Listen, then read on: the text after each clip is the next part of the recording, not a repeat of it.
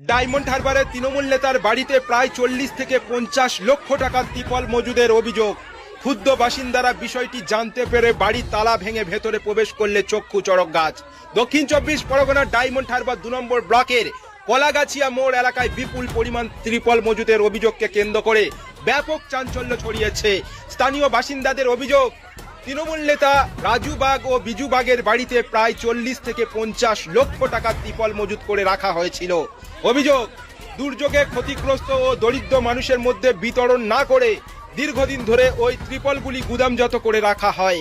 স্থানীয়দের দাবি, বহু মানুষ ত্রিপলের জন্য আবেদন করেও তা পাননি। ক্ষুদ্র বাসিন্দারা বিষয়টি জানতে পেরে বাড়ির তালা ভেঙে ভেতরে প্রবেশ করলে বিপুল পরিমাণ ত্রিপল দেখতে পান। খবর পেয়ে ঘটনাস্থলে পৌঁছায় পারুলিয়া কোস্টাল থানার পুলিশ। পাশাপাশি বিডিও অফিসের আধিকারিকরাও ঘটনাস্থল পরিদর্শন করে তদন্ত শুরু করেছেন। ত্রিপলগুলি কিভাবে সেখানে এলো এবং কার নির্দেশে মজুত রাখা হয়েছিল তা খতিয়ে দেখা হচ্ছে। ঘটনার পূর্ণাঙ্গ তদন্ত ও দোষীদের বিরুদ্ধে দ্রুত ব্যবস্থা নেওয়ার দাবি তুলেছেন এলাকার বাসিন্দারা। গেল একদম ক্ষুব্ধ হয়ে এরা পায়ের তলা থেকে এদের মাটি সরে গেছে, বাধ্য হয়ে এরা আজকে তালা ভেঙে দেখতে চেয়েছে যে এই বাড়ির ভেতরে আছে নাকি। দেখলো 4টে ঘর পুরো ঠাসা হয়ে পড়ে রয়েছে তিরপল, অথচ এইসব মানুষগুলো একটা তিরপলের জন্য ভিখারির মতো ভিক্ষা চেয়েছে এদের কাছে। চাইলে পর্যন্ত দিতে চাই না। আমরা ইমিডিয়েটলি এইসব মানুষদের পাশে আমি অন্তত আছি। এরা বলুক যে প্রত্যেকে ইয়ে করুক, গ্রেফতার করুক রাজু ভাই। আমি মহিলা মোর্চার সভানেত্রী ডায়মন্ড হারবার মন্ডল 2 এর রয়েছি। কি নাম আপনার? আমার নাম মালতী দোলই। ঠিক আছে। রাজু বাগ বা বিজু বাগ যাদের এই ঘরে, এগুলো কাদের মাল? এটা এই সাধারণ জনতার মাল, সরকারি সাধারণ মানুষের মাল, সরকারের মাল। এখানে মানে কেন আছে? আপনারাই ভেবে দেখুন না কেন আছে। এগুলো হচ্ছে চুরি করে পরে বিক্রি করে দেবে, সেই জন্য। নইলে জনসাধারণ পেত তো এতদিনে।